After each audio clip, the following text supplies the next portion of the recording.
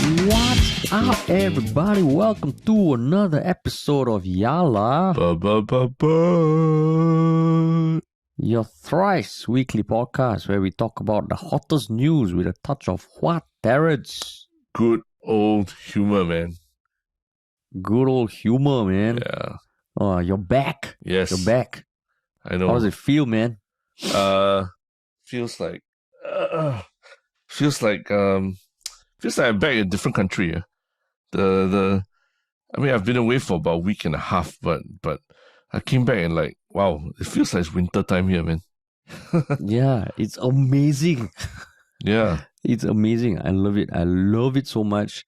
And every time I think about how it's going to end at some point, it just makes me sad. And I just came from a place that was at sub-zero temperatures, which was Korea, Seoul, Korea. But yeah, even just coming back, I didn't immediately feel that, you know, that wall of heat that hits you when you exit the plane at Changi Airport, and then immediately there's this wall of humidity and heat that hits you, especially if you come from a cold, dry country.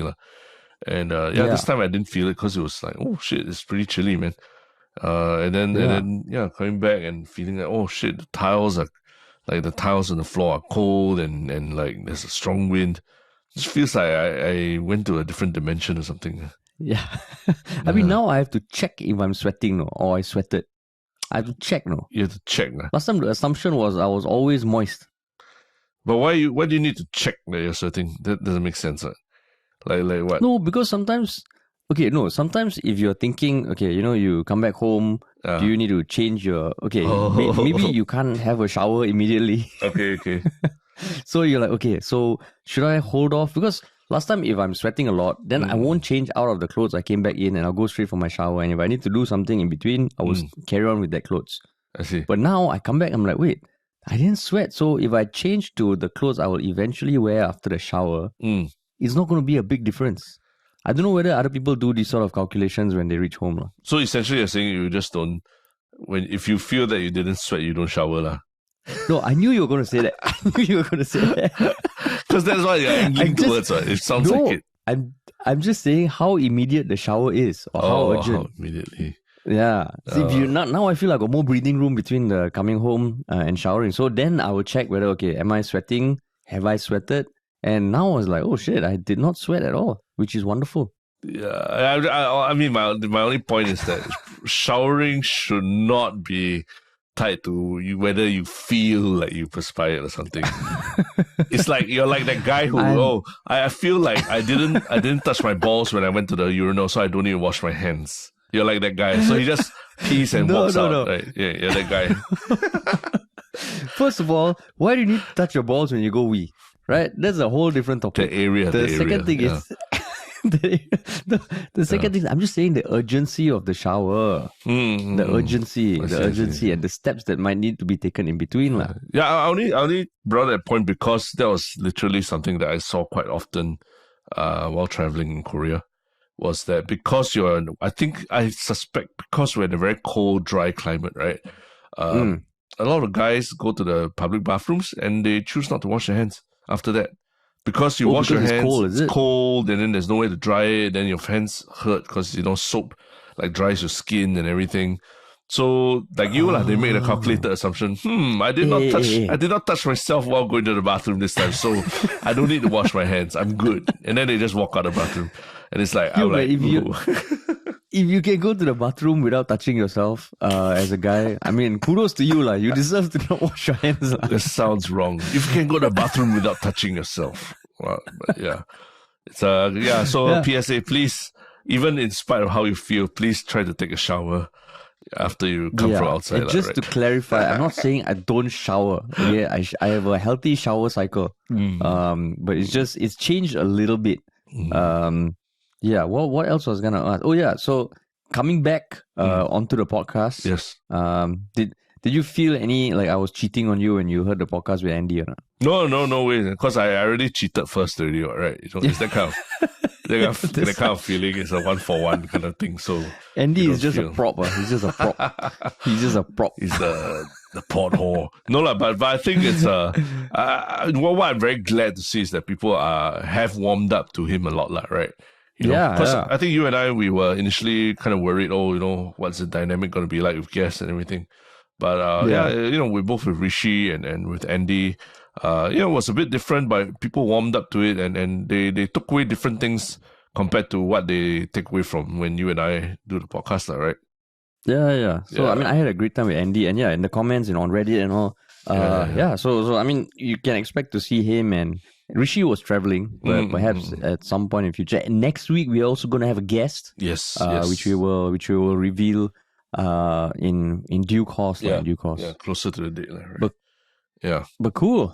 Yes. Shall we? Yes, shall we jump into it? The news never stops. But yeah. Yeah, the news never stops. But yeah, we do want to do, we always have to do our shout out, right? Go ahead, man. Go ahead. Yeah. Just as long as this podcast has kept you company throughout these maybe lonely, maybe cold days through the long Chinese New Year holidays and all. Please do share it with one other person if you feel like it might help them get through their days a little bit. I was reminded of because I was taking Singapore Airlines, I was reminded that yes, we have I know that we have members of our audience who are also frequent travelers, whether working for an airline or something, and this is a big part of their media diet to just get by when they're lonely and all. How were you reminded? Just talking to some of them, hearing that the schedules are basically, they fly into a country, they stay one night or 2 nights, and they're out of the country before they can even go out and interact and see anything, and because it's winter time, a lot of them are disincentivized to go out and check out sites. So yeah, a lot of them just hang out in the hotels and they're not doing much. Yeah. I see. Cool. Yes. Okay. Now, jumping straight into it, the first topic of today is something that is somewhat international, but also deals with Singapore. Yes. And it is a tweet that went viral because it mentioned another tweet. And essentially what happened was January 21st, someone on Twitter who goes by the name Hayden Clarkin, who is also known as the Transit Guy because he tweets a lot about transport systems around the world. He took a video of the Jewel Singapore Airport, specifically the fountain, the moment that the two trains were passing each other, and the caption was, "I'm just in awe of Singapore's airport." Yeah. So that itself did decently well. I mean, he's got like 90,000 followers, not a small number. But that tweet was retweeted by Matt Walsh. So Matt Walsh, he's seen as like a right-wing commentator in the US. I think I mentioned him briefly on a previous podcast as part of a One Show thing, which was the trailer of his documentary that he did that wanted to question gender. So I thought it was an interesting documentary, but he tweeted, with reference to that video, Singapore is able to have nice things in part because they execute drug dealers by hanging and arrest even petty vandals and thieves and beat them with a cane until they bleed. We don't have nice things because we aren't willing to do what is required to maintain them. And then boom, that went viral. I think itself has like 8,000 retweets. It was seen by 14 million people. And then a debate ensued. Yeah. A debate. And what was that debate, Terence? I think the debate was whether,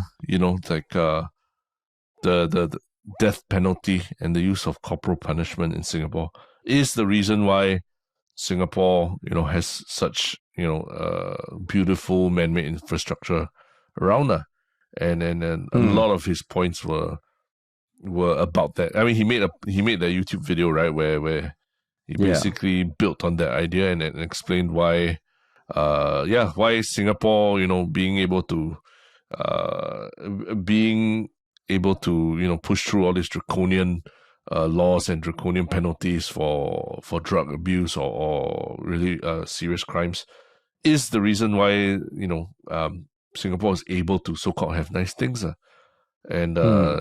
that's where a lot of the debate came from, whether it's from people who know a bit about Singapore or people from Singapore also commenting surprisingly, a lot of the comments that you see on the YouTube video, the top ones are from people living in Singapore, not just Americans living in Singapore, but Singaporeans. So it's pretty interesting. But so I mean, even what? No, yeah, I was going to ask you, what were your immediate thoughts when you first heard about all this going on? I first saw the tweet go viral before he came out with a video like 4 days ago to like what you say, like build on that. But basically in the tweets, you can imagine it being like just two main angles lah. One is that of course Singapore is great. In other countries in America and all, there's like crime is rampant and blah blah blah blah. And in Singapore the laws are tough, but it helps them build the shit lah. And there were two echo chambers lah. And then the YouTube video is an 18-minute video that Matt Walsh has on his YouTube channel. He has 2.06 million subscribers, and as of now, it has about 101,000 views lah. So. And it's titled "The Reason Why Singapore is Beautiful," and he goes on to say, it's not say that the US doesn't have laws. It's that they have laws, but they're not willing to enforce it. And then he goes on to quote examples in Singapore about ex-non-Singaporeans who have gone through Singapore and been executed for drug trafficking, and almost non-negotiable. And he says that he salutes Singapore for being able to impose the laws that they preach, whereas in the US it's different. So like what you said, even on the comments, right? Like I'm on the page now, and someone one of the most liked comments, as a Singaporean, I applaud your very good explanation of why our laws exist, compared to a lot of Western media who tend to demonize our draconian laws. Completely agree. So I don't know, like watching this as you were reading through the comments and all, right? What were your own thoughts about what he said, what people were saying, I think it was quite surprising, right? Because I never expected these worlds to sort of collide. I know people, tourists and everyone who always marvel at Singapore Airlines or Singapore, our airport and all. It comes from a very Singapore's airport is so beautiful. They spend so much money to make this place beautiful. And then Matt Walsh on the other side. Matt Walsh is quite a well-known conservative right-wing commentator, right, who's stoked a lot of controversy in recent years with his I think he has a column on the Daily Wire and like you mentioned that show What is a Woman, right? And the Daily Wire is the house by the media house by Ben Shapiro, right? Very right-wing, very conservative, has a lot of conservative hosts and conservative programs on hand. So for those two worlds to suddenly overlap, is like the kind of like lunar eclipse, right, where the sun suddenly got a moon in front, and then you're like, what the hell's going on? It's like the picture of Changi Jewel Airport appearing on the Matt Walsh video is one of the last things I would imagine appearing on my YouTube feed. Because I think I do subscribe to his channel, just because I do try to subscribe to both what I think are left-wing and also right-wing, just to get a sense of what both sides are saying. So to suddenly see Singapore there, and talking when someone's when it stems from just a tweet saying how Changi Jewel is very nice, because that's what everyone does, right? Everyone who goes to Jewel at Changi Airport says like, oh, it's like Jurassic Park, so beautiful. You can imagine if to equate it suddenly to like, wow, our death penalty debate and things like that. Wow, they're just like it's just one of those like, you're that guy at the party that everyone's having a good time. Then you suddenly, hey, what do you think on the death penalty? It's like, what? That wasn't part of the discussion, You can imagine if like Chris Hemsworth were to tweet something about Singapore Airport, wow, STB would unveil him as like the next ambassador to bring Singapore to a new audience and all. Matt Walsh, I don't think STB is going to go knocking on his doors. Hey, you never know, man. You never know. He might be invited. He might be invited for a debate at some point. Hey, Singapore Tourism Board, like right wing in the US, very big blossoming sector. No? Yeah. That can be the new tourist segment, right? The new visitors to Singapore. Right wing. They conduct those tours for right wing conservatives to go and observe observe the prisons and observe how Speaker's draconian laws. corner. Yeah, speaker's corner and all, and like, yeah, this is how we maintain. Yo, man, it's STB. Yeah. Another brilliant business idea. Yeah, but yeah, so how do you feel when you first heard or saw about this whole thing? Because I know, yeah, like you mentioned, I think you were very fascinated with the What Is a Woman, at least the trailer. I don't know if you actually watched the show. The trailer. I haven't watched it. Neither have I, because it's behind the paywall and all. But yeah, as in I don't subscribe to the Daily Wire, so we can't watch it. But it still seems like he still seems like a very polarizing figure even to you. So what do you feel about it when you first saw this? I mean, I saw it like the people commenting about Singapore. To a certain extent, I will agree that the strict laws in Singapore does contribute to some aspect of Singapore being safe, lah. Yeah. But so when the comments like people saying, oh, I'm a Singaporean, or I've been in Singapore for 5 years, it's the best place to live in the world, and all that. I mean, I can understand why they would comment that, but at the same time, it then became one of those things that, it's just one aspect of Singapore that you are kind of using to explain why the airport is amazing, and it's funny because so for Matt Walsh, like you also, I try to listen to commentators from right wing, left wing, centrist, just to get an idea, lah. And what I found interesting about the What Is a Woman documentary was that it dared to question something that even I don't have a full answer for, right? I haven't watched the documentary, but for this one, I felt it was, how do you say, a little too cherry picky for me because okay, you look at Matt Walsh, right? If you just Google Matt Walsh gun, right? I mean, he posted something on his Facebook like 2016. That was the first time he got his own gun, and he's always been a big supporter of the Second Amendment, which is the right to bear arms, and all this. Which I mean, on one hand, he supports the draconian laws in Singapore, but what about the gun control law? So it feels like even if he came to Singapore, he would clash with a lot of the things in Singapore. So that's why I felt like, oh, okay, that's. I mean, you got to also understand, like, safety in Singapore is definitely not having free roaming guns is a big contributor, right? Yeah, correct. It's true. So that's where then you see the YouTube comments. It's just echo chamber on echo chamber on echo chamber, and no one is talking to each other. They're just fighting like crazed nuts, Or just praising him, right? It's like a culture praising him, praising Singapore, praising him. But the I guess the thing is, when you watch the YouTube video, I at least for me, I get a sense that his entire tweet and everything is born out more of a frustration of what the situation is on the ground in the US, right? Which I have heard from more than just him, listening to Joe Rogan ranting about why he had to move away from LA, or even like talking to, I think when he had Ben Shapiro on his show, that Ben Shapiro, I think, lives in Florida or something. He talks about how LA is terrible because, they allow homeless people to camp on the streets and but not even commentators are right. Like even, I think, mutual friends of people from the US that we have spoken to recent years or recent months, they have also indicated that the situation on the ground in the US is seems to be getting worse in terms of like petty crime, in terms of, feeling safe when just walking around the streets, in terms of like, bringing your kids out and then not discovering syringes or a used condom or even like bullets or whatever on the ground, right? I've been hearing a lot of anecdotes that it's been getting a lot worse, especially in the big cities, right? So, and it seems like there's nothing that anyone can really do to stop it now.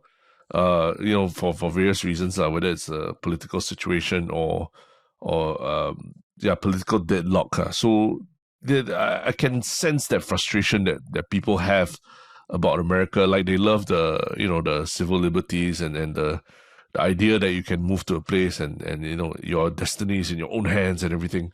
As an immigrant, right? They really enjoy it. But the day-to-day experience of living there can be quite scary and quite frustrating for people on the ground, right?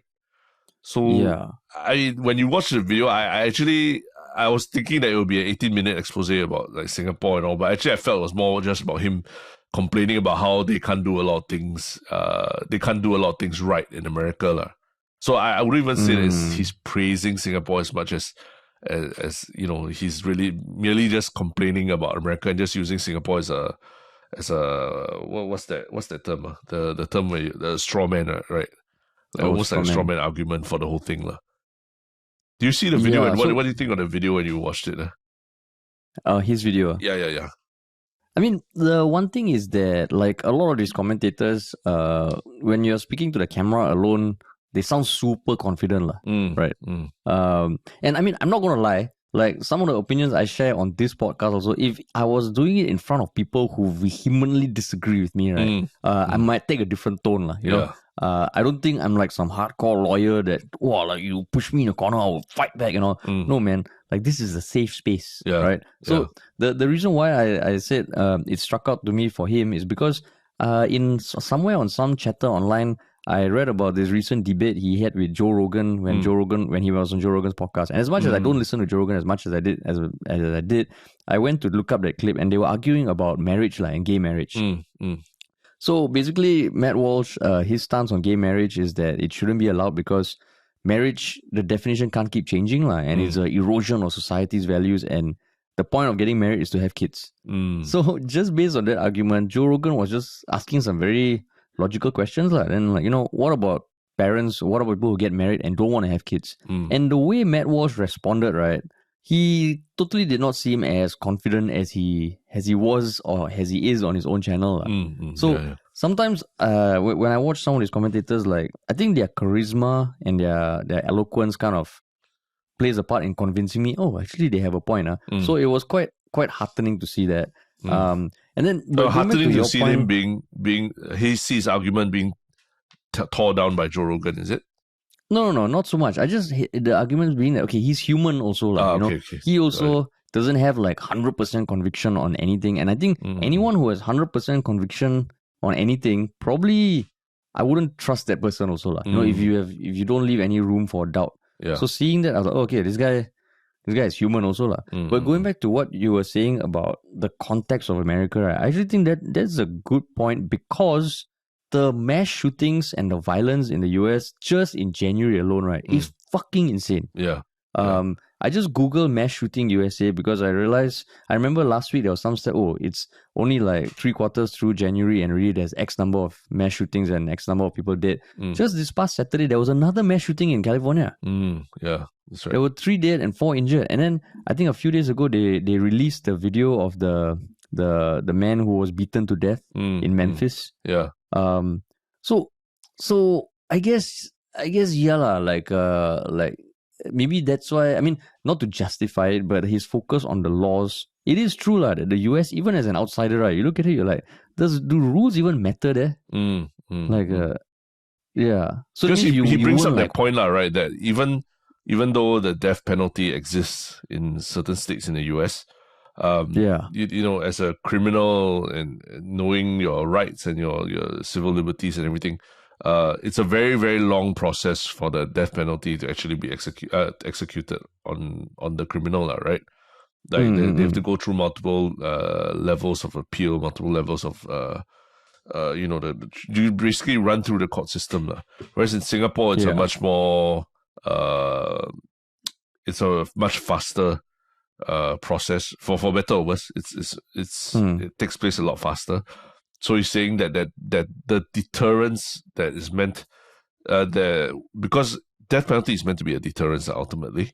So he's saying that the deterrence doesn't work in the US case versus Singapore's case, which, you know, I mean, okay, fair point, but you know, the argument of whether it's still a useful deterrence is I think there's still a lot of literature talking about it, right? Debating about it. And I think because he touched on the death penalty, which in itself in Singapore is a very polarizing topic, we have had podcasts before where we talk about death penalty for drug traffickers, and it's not that clear cut, because one thing that is obvious is the people who traffic drugs are not necessarily the people who control the movement of drugs, right? But I mean, on that note, Kirsten Han, who is the Singapore activist, she also chimed in on Twitter, just pointing out that, of course we can have nice things because a lot of migrant workers are exploited, and that set off the discussion in a whole different path on its own thread, with a debate there lah. So I don't know, the whole thing. I look at it, I'm like, how? I mean, if anything, Matt Walsh has gained a lot of new subscribers. From Singapore, especially from Singapore. Right. Yeah. Especially from Singapore, or maybe countries that support Singapore, or it just feels like then this whole like him sharing it just feels like it's just another one of those arguments where it's not so much about the topic being discussed, it's about the high level view that you're taking lah. Yeah. But I think just now you were saying something that is very true lah. Nowadays, there's so much nuance in a lot of these debates about which is the best place in the world to live, what is the best political system and things like that. So if anyone says something like, oh, Singapore is beautiful because of one answer, right? I think generally it's just too simplistic lah. There's so many pros and so many cons of living in each country. And I think, COVID, especially the last 3 years, really showed you even political systems or countries that we thought were super efficient, super clean, super whatever, also had difficulties when it came to big medical crises, or even just convincing the population to take a vaccine and things like that. It really exposed a lot of flaws in every country that we thought was, this system is so much better than our system in Singapore and all that, right? And just even for me also, just traveling recently to both Japan and Korea, I've kind of come to understand, last time, maybe before COVID, before when I was younger and all that, the general thinking is that, these countries are so much more, there's so much more culture, it's so much more interesting and all that. But there's actually a lot of, there are pros and cons, right, to living in every place. And you can't just extrapolate your one experience from living there for 1 or 2 years or, traveling there a few times or what, into like thinking that that is the best system which can be transplanted to anywhere else in the world. And it exists very specifically for one place for certain reasons and for the demographics, the time that we're in and all. And you can't just say that, this Singapore system works. Let's take it and then use it in the US of A. And that will be fine. So yeah, that's where, anytime you see this kind of videos with this kind of clickbaity titles, just remember you got to be a bit more careful about it. Yeah. So on the flight back, you were singing like Mari Kita and saying your pledge. No. When I landed, I stood up and said the pledge. No lah. But I mean, definitely there are definitely elements of Singapore that you learn to appreciate every time you travel out a bit, right? Yeah. I'm sure you felt it as well, right? In your recent travels. Yeah, definitely. But I think it's also one of those things that realizing that there's no place that is perfect. And I mean, there are things that, Singapore saves, there's a lot of things in Singapore that Singapore does well. Yeah. But part of this whole podcast is talking about the other side of things, and there are things in Singapore which are not ideal. But that's where it's scary, because all the people in the comments and all, it's just echo chamber on echo chamber. Maybe we should reply to all those comments with a link to this podcast or something. Just go and like fucking spam, use like AI and shit to just spam the shit out of it with our link. Of course, that won't work because YouTube will probably block it. But yeah, it's the same old thing. No, just title the video. Singapore is not a beautiful country. Then that will trigger a lot of debates. But actually, one interesting thing out of this whole everything I'm seeing on the debate online and all is that how Singapore, like 20 years ago, 30 years ago, we were just a punchline, right? We're just a punchline about caning, about chewing gum, about fine city, about littering. So it's pretty interesting to see now, 20, 30 years later, the young millennials and Gen Z and all sort of engaging with the idea of Singapore in a very different way, right? Singapore is a very successful, very beautiful country. But it has very strict laws on freedom of speech and all that. So yeah, there's already a lot more so-called nuance to the discussion about Singapore compared to what it was when we were younger. I don't know, you're old enough to remember the days of like Michael Fay, and if you remember when you went to college and everything, the first 5 questions people will ask any Singaporean is, I heard you cannot chew gum in Singapore. Is that true, right? Or I heard that you can cane people for littering. Is that true?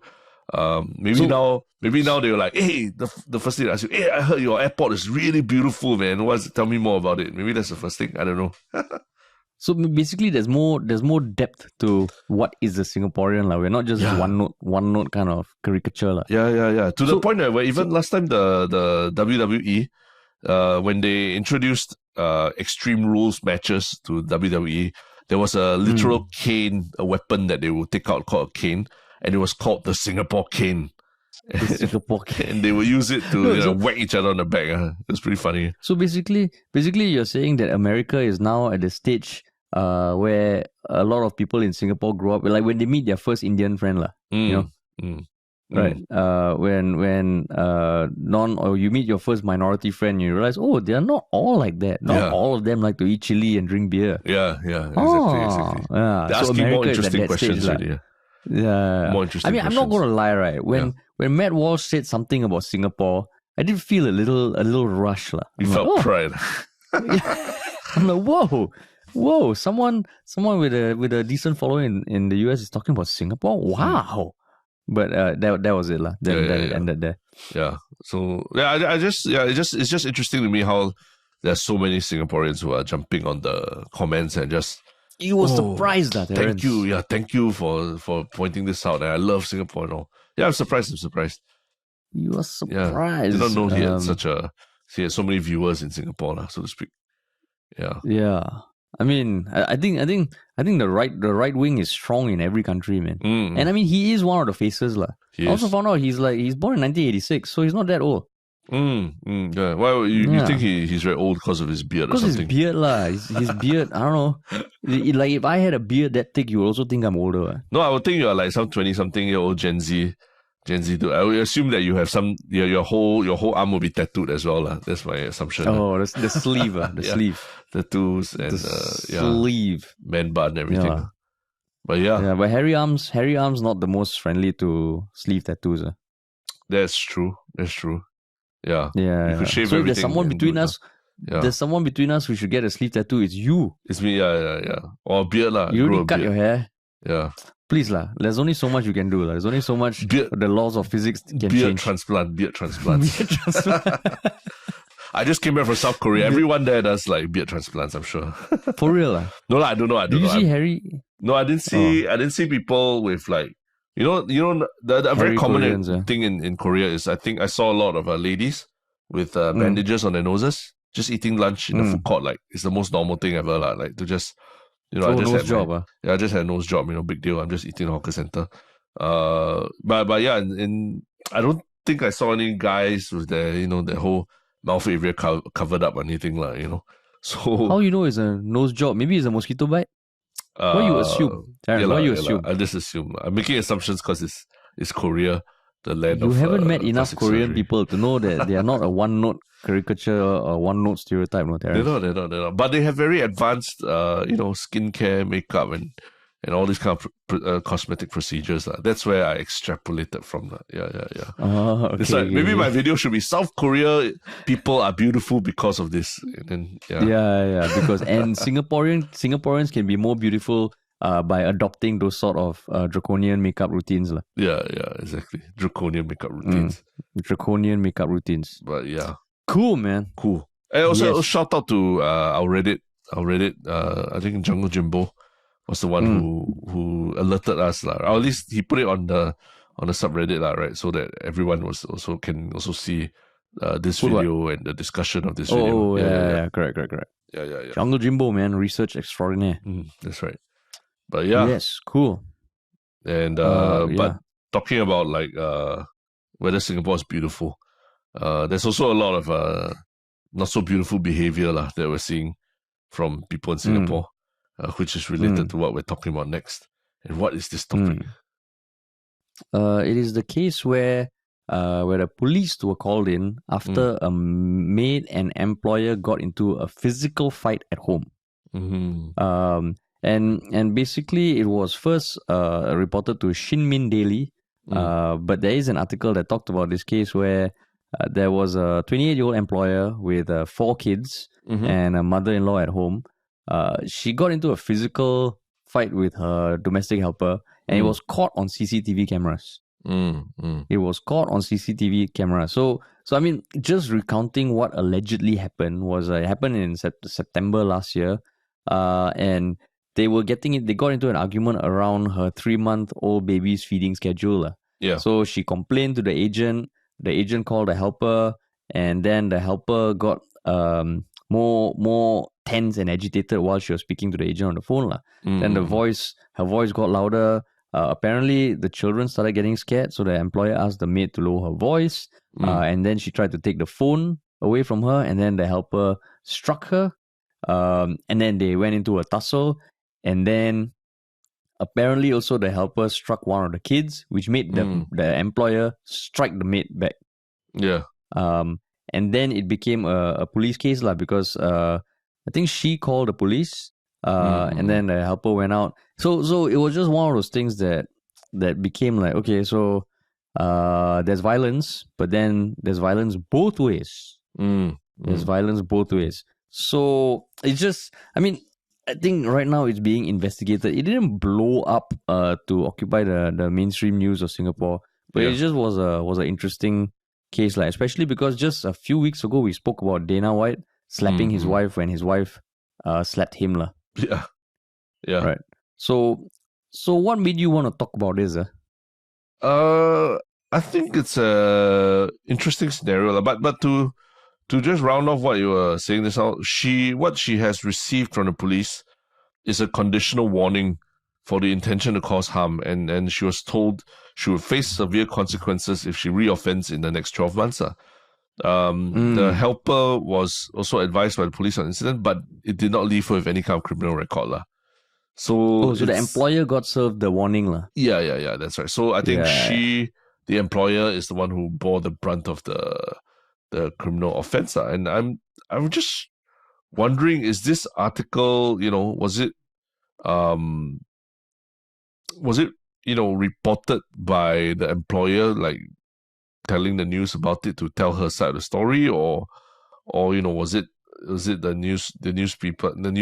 newspapers digging it up and trying to get their side both sides of the story? Because it seems like we're only hearing mainly from the employer and not so much from the helper side of things, right?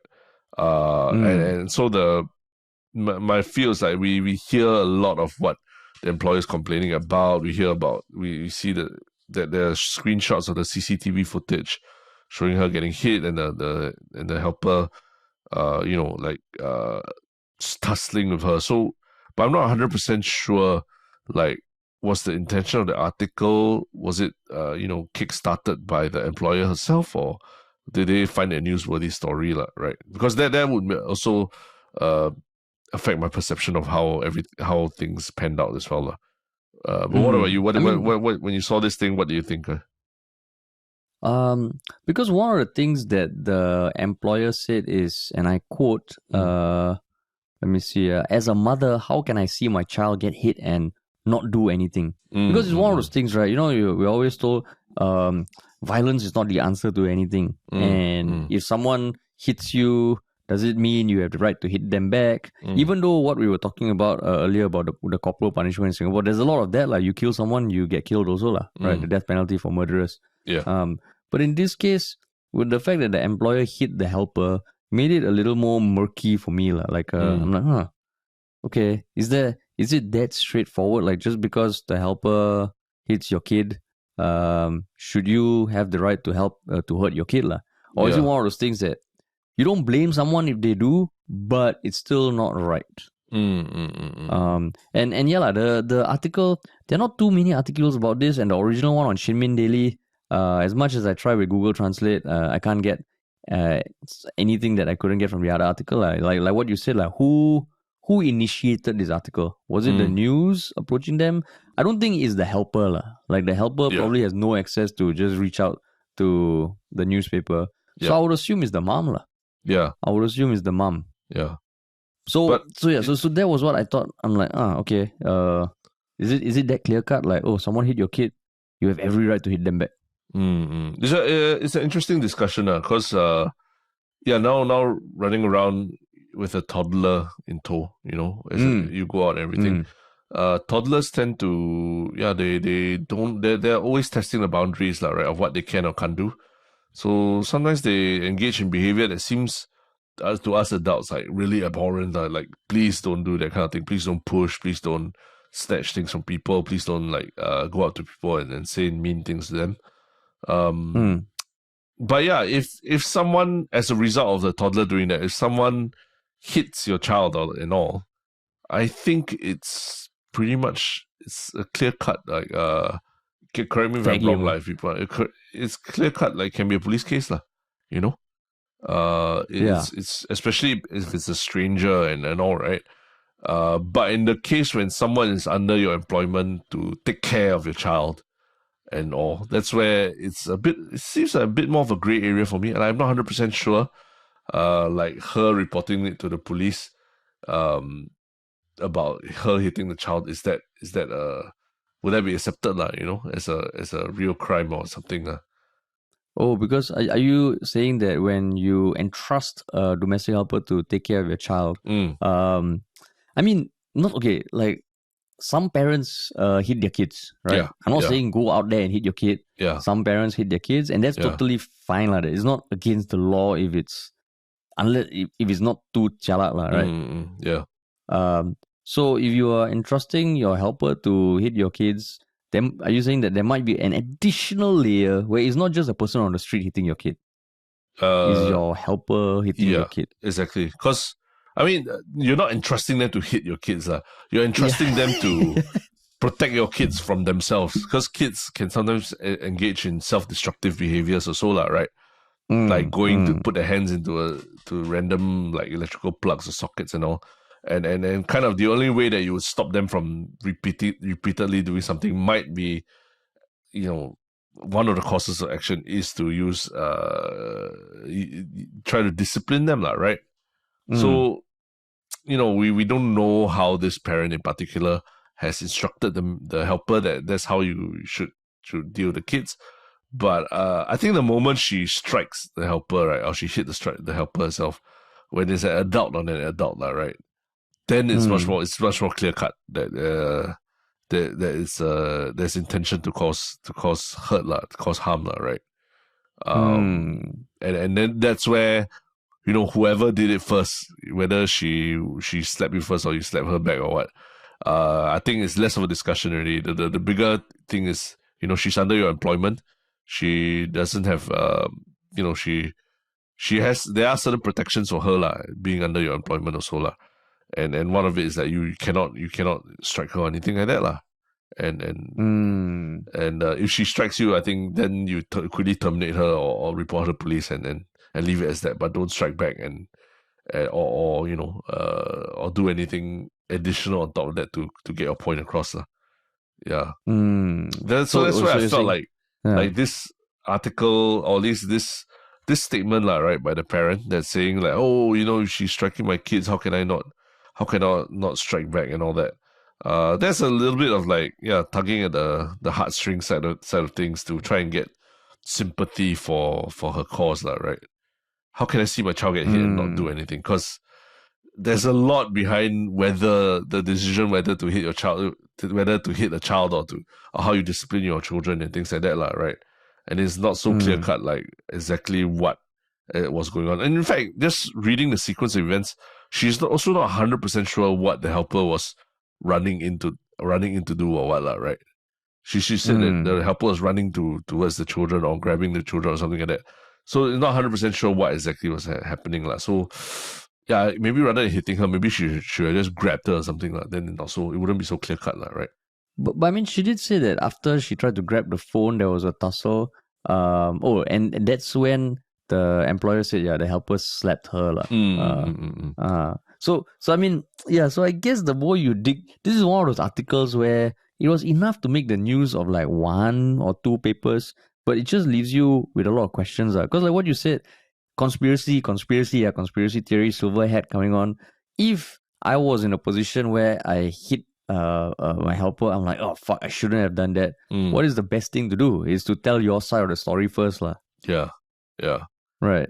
That's right. Ooh, that's a conspiracy. Conspiracy. Not saying it's true, but because the thing is, there's also CCTV footage, and the article does show the time where the helper allegedly hit the child, and the helper being pulled away by the employer, lah. But basically, what you're saying is that because there's an employer-employee relationship, and it's one adult hitting another adult, it's more clear cut that okay, that was meant to be something that to cause harm, to cause pain, lah. You can't do that, lah. You can't do that as an employer, lah. For sure, lah. Right? You can't hit you can't hit your employee, even though she's she's living with you in your house and everything. There's no right for that. In fact, if anything, you have power to send her away. If you feel that she's a danger to your kids and all that, you have more than enough power to send her away, to even deny her like re-entry into the place and all that, right? You have much more power, lah, so to speak, in that way, and that's where you need to be very careful about. Then in that case, like if you're trying to change public perception of what you did, right?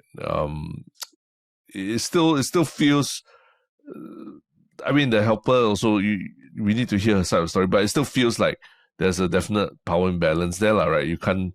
What are the other conditions that cause the helper to be so stressed, lah, right? That's the big question about it, lah. Yeah. And I mean, the helper was only there for 3 months, right? Yeah. But I mean, so also you're not saying that she has I mean, I think it's one of those things that if a parent were to see someone hitting their child, I don't know how I would react. I don't have a child, but I can imagine myself getting so pissed off that I would want to hit that person as well, which people might be able to understand, but legally it's still not right, lah. Yes. Because violence is never the answer, right? Yes. Violence is never the answer. Yeah. Wow. Yeah, the best. Wow. Yeah, I mean, but this is what I'm just seeing in theory, lah. In that yeah, lah. Maybe you should try. It's straight away a police case, lah, right? If someone hits your child. But what is the rules? What's the rules of hitting children? You're not supposed to, lah. It's assault, lah, right? Even like a pat on the hand or something, a pat on the bum. Pat on the bum. That one's a bit more dangerous, lah, right? Pat on the hand. I guess depends, lah. What is the kid doing? What's the kid doing? Just being an asshole, lah. Yeah, but what's he doing? Like, is he stealing something? Is he hurting you? Is he like punching you? Like, you don't want to go to bed. You don't want to go to bed on time. Yeah, then you come in as a stranger and whack them. You can't whack them as a stranger. Yeah. Not stranger. No lah. Fuck you lah. You think what, on weekends I just go around you go to the neighbor's house. You're not sleeping, then you slap them.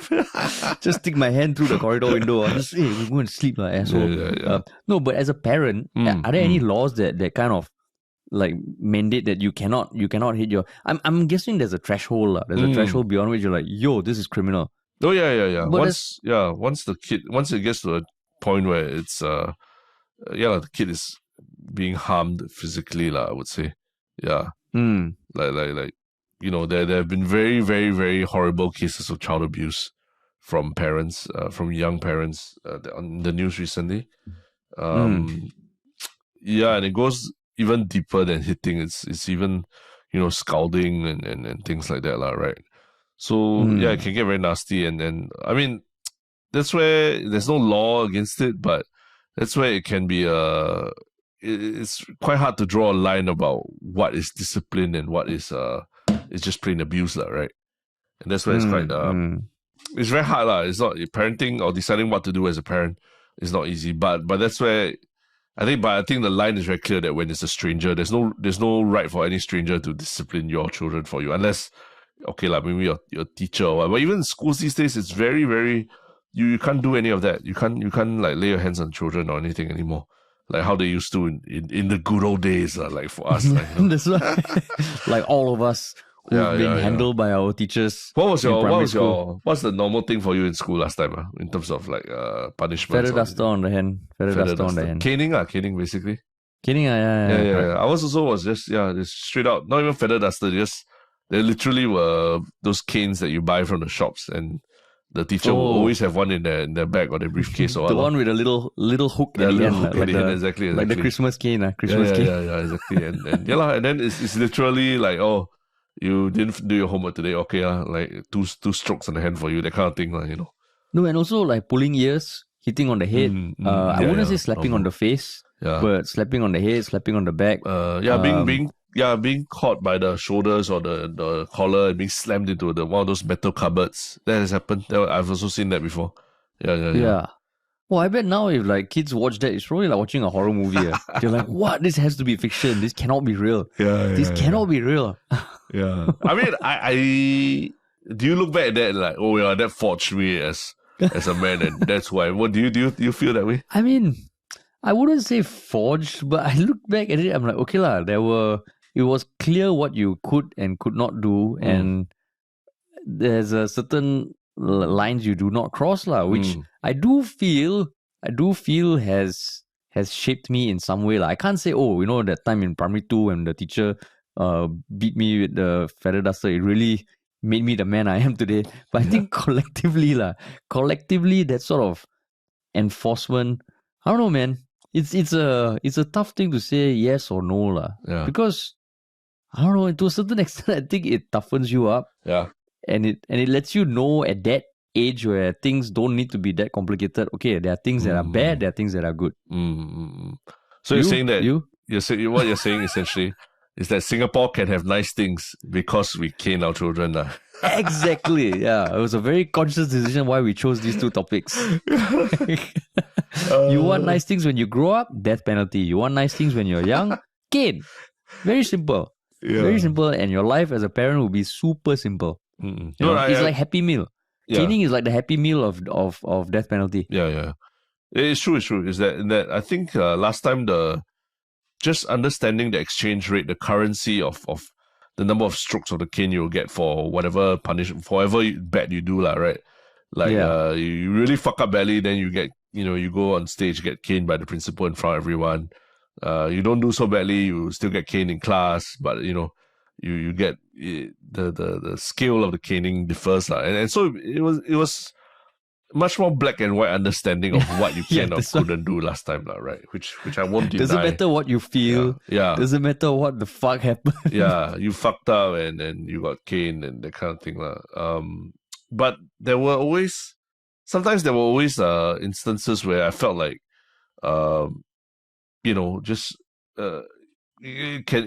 because it was so normal to just cane children or whatever, there were certain instances where it did go overboard, in the sense that the punishment was not proportionate to whatever the crime was, right? I think I remember one time a classmate of mine who was a good friend at the point in time as well. Like after our exams, our teacher wanted to make us sit down and do some, that period after exams when everyone's you just sit around in class and there's nothing to do, and you just sort of, the teacher comes in and you all just do some fun thing or watch some video or whatever. Instead, the teacher wanted to do some more assessments after the exam, and then everyone was just protesting, like, what the hell?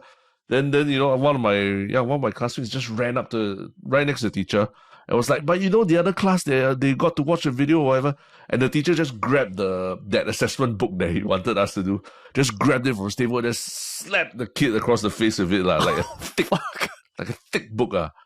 And then how old were you? How old were you? Primary 5, primary 6, thereabouts, yeah. And so is that one of those super humiliating slap to the face, and slapped with a book some more, so it's probably also very painful, And then the teacher was like, he shouted to my friend, was like, the other class do, then you must do, man. The other class jump off a building, then you must jump off, man.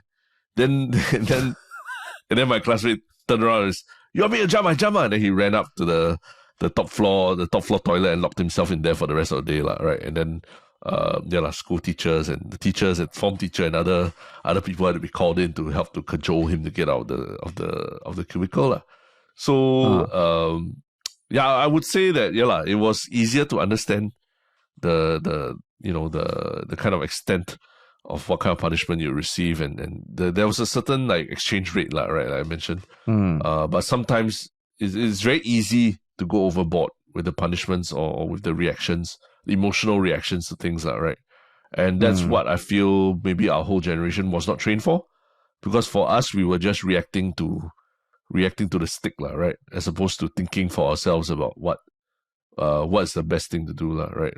How's the best way to react in situations. So maybe as a whole generation, or as or maybe this generation emotionally they're much more in tune with what they need, how they should deal with people and all.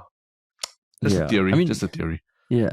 I mean, like, because the thing is, I'm not advocating that violence when I was young was a good thing. I don't know. Maybe I would be a very different person if not many people got slapped and caned when we were younger lah. I have no idea. But I think I also don't think it's a wholehearted, oh no, you should not. I don't know.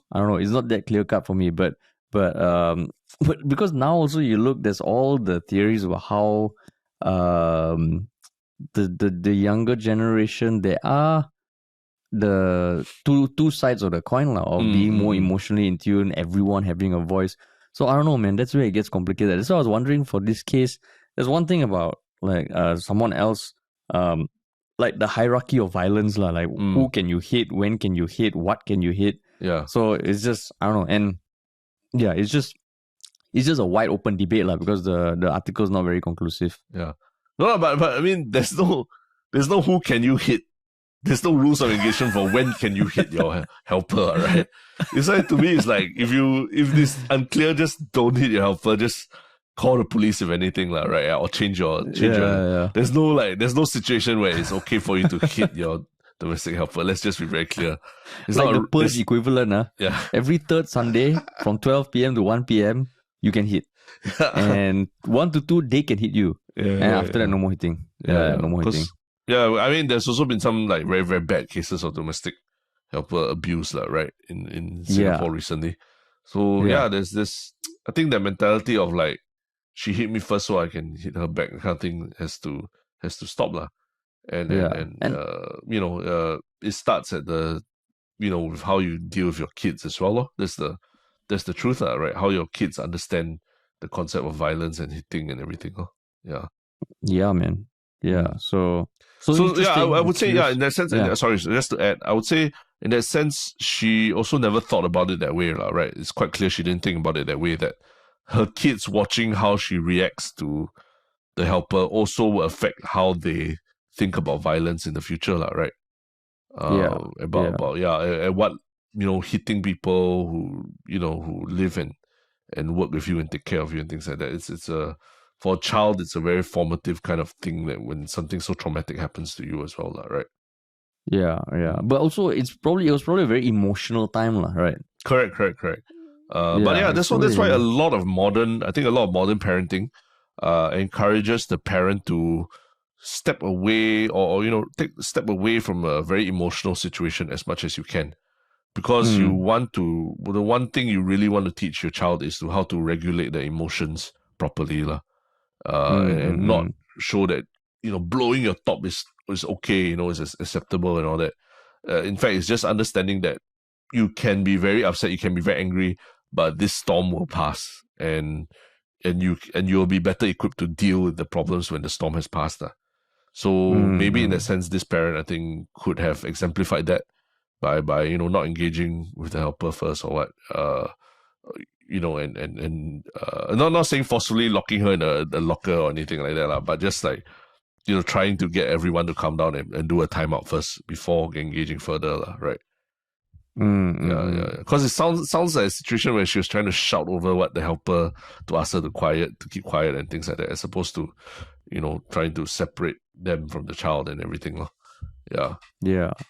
So I mean, complicated. Because in that moment to have that sort of clarity, wow. So it's very hard. It's very hard. Yeah, it's very hard. I admit, as a parent, it's very hard. It's very hard to. I mean, for us also, regulating our emotions is not easy, right? And you're trying to teach young kids or what to do that, and it's very hard, So, hopefully, with more literature, with more understanding of child psychology as well, everyone also improves the way that they engage with children. Yeah. But then too much. There's this state that I go into, which my wife terms the Daimaru moment. Because when we first went to Japan, I remember walking to Daimaru Yeah. and we wanted to decide lunch. Yeah. And yeah. because there's unlimited options, right? I'm like, okay, I get a little paralyzed lah. So now I feel when it comes to paralysis by parenting, analysis, right? lah. Is it? Yeah, Yeah, because yeah, I'm yeah. a browser lah. I need to just browse everything. So I can imagine as a parent now, where you have so much info. I don't know, man. Like then is having that much info also a good thing? Because then you're back to square one lah. Like you can't tell right from wrong, what you should do, what you should not do. So I don't know, man. I don't know. So shout out to all the parents out there, man. Yeah. I mean, just that's where you just lay down some rules. There's some certain rules that you have to go by. Don't hit lah. Don't hit people. No, I was going to say no more than 5 tabs open at any point in time whenever you're doing research, things like that. Hey, if it wasn't for my tabs, you think we would have such accurate context setting or not? Huh? Even now, wait, let me see. I have about 2, 4, 6, 8, 10, 12, 14. We will have a lot 16. less long pauses like this in the podcast where people can't see that you're doing something. We will have a 22 lot. tabs open. The flow would be a lot more, I faster. know it's fucking flowing, okay? This thing is flowy as fuck. Yeah. And I know exactly what tab, there's a chronology, there's a sequence. So yeah, even like as we talk about the next thing, I already know what I'm going to say because it's open in another tab. It's open in another tab. Yeah. Yeah. When we have to justify that everything's flowing, you know that there's a deeper problem. It's flowing, Yeah. okay? It's flowing. Yeah. But yeah, So- I think that so, is yeah. but back to your point, it's true. Yeah, it's very tough, but that's why sometimes just having blanket rules, okay, like no hitting or no violence and all that is helpful lah. Where you just okay, you have to react to something and you cannot use violence, right, to react to it. That's the rule lah, and that's what you want to teach children. Don't be violent, you know. Don't be this- violent, and correct. how you deal with it after that starts from the base of you don't use violence, right? Yeah, Yeah. Cool. correct. But yes, let us know Cool. if you guys agree, disagree, because my perspective is just from my own parenting experience, lah. But Yeah. maybe we're the snowflakes, lah. Maybe other people have different opinions about this. Maybe. Yeah. But yes, But cool. it's been a Yes. while. Has there been a one been a shot while. comment that has made you excited? I mean, the one comment on the latest podcast with Andy. I mean, aside from all the people saying they really enjoyed having Andy there, Internet Lurker 96, they responded to my one shook thing about like HBO killing it lah. Because I think I mentioned that now it feels like HBO, every show that comes out is great. Because Andy's one shook thing was the Last of Us. That's So I said, there's Last of Us, there's House of Dragon. It feels like, every show coming out. So Internet Lurker just pointed out that one of HBO's latest shows, Velma, has actually attracted a lot of controversy because of the storyline and the absence of Scooby-Doo in the show. So it's basically, the point is that HBO is not all sunshine and rainbows lah. So I was like, okay, that's interesting, because in my mind I was like, wow, shit. In the streaming wars, HBO feels like they are claiming back the throne lah. Yeah. Yeah. So I thought that was quite interesting lah. I had not heard of Velma yet, so that's another thing. Yeah, I saw something on the internet about it lah, but I haven't followed up that closely yet. Well, how it's too woke, is it? Yeah, and it's trying to be everything to everyone, that even both the right and the left side, they both hate it lah. Pissed off. Yeah. But yeah, so that was my one show comment. What were you, man? Actually, it's also from the same comments on the podcast from Homegirl Flyer. Literally saying that I did not know of any Chen until he started appearing Yalla But. Have to admit, I found the first few appearances so-so, including NFT with Bubble Tea, until the previous episode where he had a short but poignant heart-to-heart, dead-on-dead with Terrence. I was moved by how respected and understated that moment was. And then subsequently saying that the episode that Andy recorded with you was an absolute ruckus. Enjoyed the banter and how Harish kept trying to steer Andy to his gutter mind, only to be called out time and time again. I laughed aloud so many times within the hour. I'm a fan of Andy Chen now. Wow. If there's no better evidence that, like we are influencers lah. This is it lah. We've influenced her to become him or her homegirl flyer. I'm assuming it's a girl, right? To be a big fan of Andy Chen now. Andy was joking about us paying him to come on a podcast. I'm like, hey, Andy, you should fucking pay us. No? You know how much Exactly. we are propping you up or not? Amongst all these people. Granted, like I think many people in Singapore know Andy, but for those who don't, we are introducing you to a new audience. Andy. Yeah, huge audience. So be grateful, man. Yeah. That's cool. So that's interesting. Yep. Okay, and then what is your one show thing, man? My one show thing actually very related to what you're saying, the one show comment is I finally caved and got HBO. Because of Last of Us, because of a lot of different shows that I've been wanting to watch. I was just waiting for that. I know House of Dragons obviously was something I wanted to watch, but I was just waiting for one more show to like just get me over the line. And Last of Us seems like it. So I just caved into it to subscribe to HBO Go. And I've been watching House of Dragons. Was it House of Dragons? Yeah. House of Dragons. House of the Dragons sounds like some Lunar New Year show like that. Chinese New Year show, yeah. No, House of the Dragons, yes. And House of Dragons. House of Dragons. House of the Dragon. Yeah. Sounds like a Bruce Lee movie. But yeah, House of Dragons, it's and it's pretty awesome. Pretty welcome return to form for Game of Thrones since 2017, 2018, when I think season 5 or 6 was the last good one, right? Yeah. Have you seen it? No, I haven't yet. Yeah. But I've heard it's really good. I've heard it's really good. Yeah, and I love it that it's very suitable for this woke generation, but they don't shy away from the stuff that people would be like, oh, this is so cancelable and everything, the kind of content. Yeah, they've done it. They've done it very. I think they've trodden down that path that there is a very good balance between the two sides. Yeah. Yeah. Wow. Yeah, I think I'm gonna cave soon also lah. Yeah. I mean, I started watching Inventing Anna on Netflix, and that's fucking great. But it's not my one show thing lah. Oh, Inventing Anna. That's the one of Anna Delvey. Oh, okay. Have you seen it? Yeah, I've seen it. It's pretty. Yeah. It's pretty interesting. Yeah. It's insane. Yeah. But anything more about your one show thing? No. I don't want to spoil it for you since you haven't seen it. But yeah, in case anybody's still on the fence about HBO Go, House of Dragons is worth it. Yeah. Cool. Okay. My one show thing is I mean, it's show in some sense, but not so show in many senses. But I thought it's just interesting. Like, have you heard of okay, so now there's so much chatter about AI, right? To the point that I'm getting sick of it lah. But at the same time, I'm also trying to think that okay, it feels like this is not going to go away, and I do want to let it like percolate and simmer in my head about how it could impact the things we do or what people are talking about, and how it could change things lah.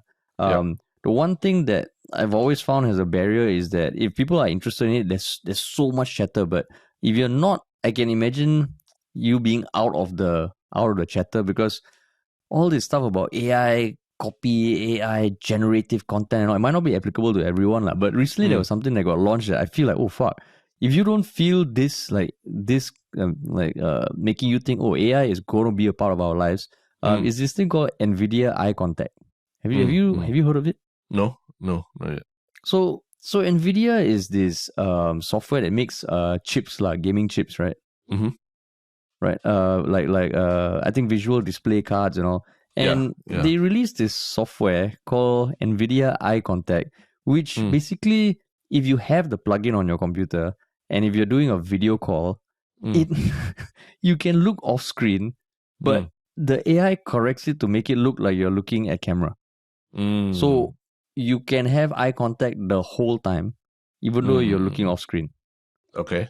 And that freaked the shit out of me, because I don't know, that's why I say it's one show thing, but also not one show thing, because it is freaky, but at the same time, it's something that if you watch that and you don't feel like, oh, maybe I should start just being aware of what's happening in that space, because it's like, when Facebook and YouTube were coming up in the orbit, and I can imagine people thinking, oh, but I have my TV. Why the hell would I watch online video?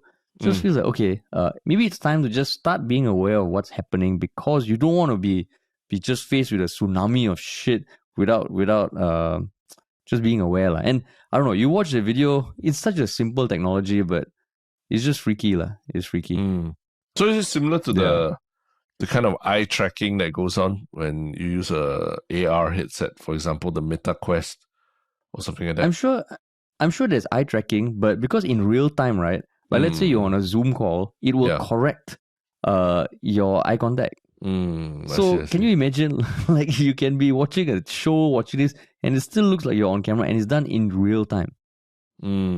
Yeah, I mean, you can imagine it doesn't sound like much of a stretch, because a lot of the TikTok and Instagram filters, they already amend your appearance in real time, right? So this is just a plugin for your computer, lah. But I'm like, oh shit, I saw it. I'm like, there is a good amount of like AI and machine learning there. So, and once you go down the rabbit hole, right, it will be never ending. But just maybe if you haven't been caring, maybe it's time to just take a bit of notice, lah. That it is not gonna go away, I think.